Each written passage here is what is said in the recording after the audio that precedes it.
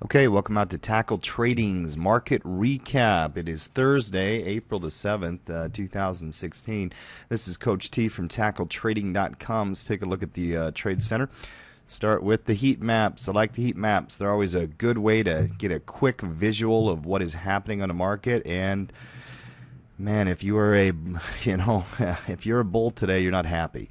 You are charging at that red because it is down, down, down, down, down, down, down. Financial centers were down. Consumer goods were down. Technologies, services, basic materials, utilities were the only probably kind of mixed area of the market and whatnot. Let's take a look at the futures market, and we'll go through the 5 different products that I like to track on a daily basis. The S&P 500 is bumping its head. It had 2 down days, big up day. We talked about that yesterday. Then we sell off again today.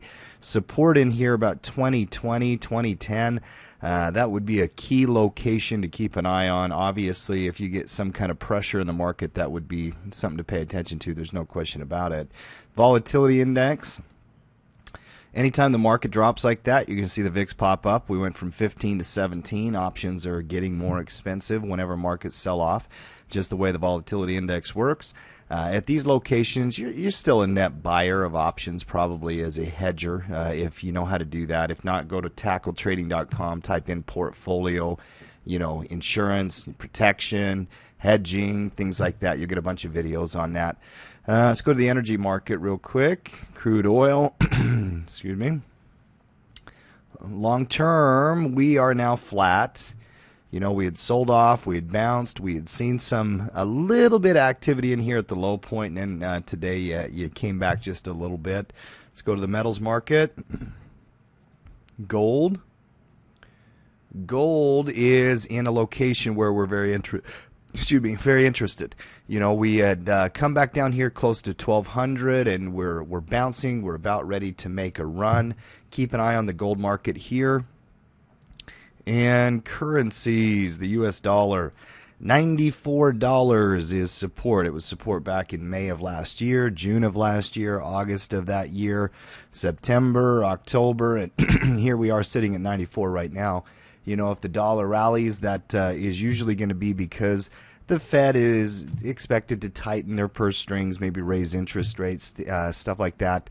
We're waiting on that. The dollar's been fading now for the better part of 3 or 4 months, so we're still waiting on some kind of upward momentum. We'll see how that shakes out.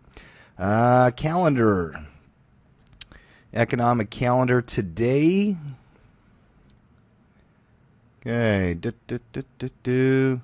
Jobless claims were this morning. Tomorrow we're going to be looking at wholesale trade, Baker Hughes rig count for the oil market. Rob Kaplan is going to give testimony, so is William Dudley. A very light day in the market, not a lot going on. We peek forward, into Monday of next week. Not a lot. Wednesday, you got retail sales, PPI, the EIA report, consumer price index on Thursday, industrial production next Friday. So pretty light week in front of us even. Tomorrow, not as much, but even next week, a little bit more, but not even a lot of economic data. I think the whole market's going to be hanging on Federal Reserve testimony as well as earnings season, which is coming up.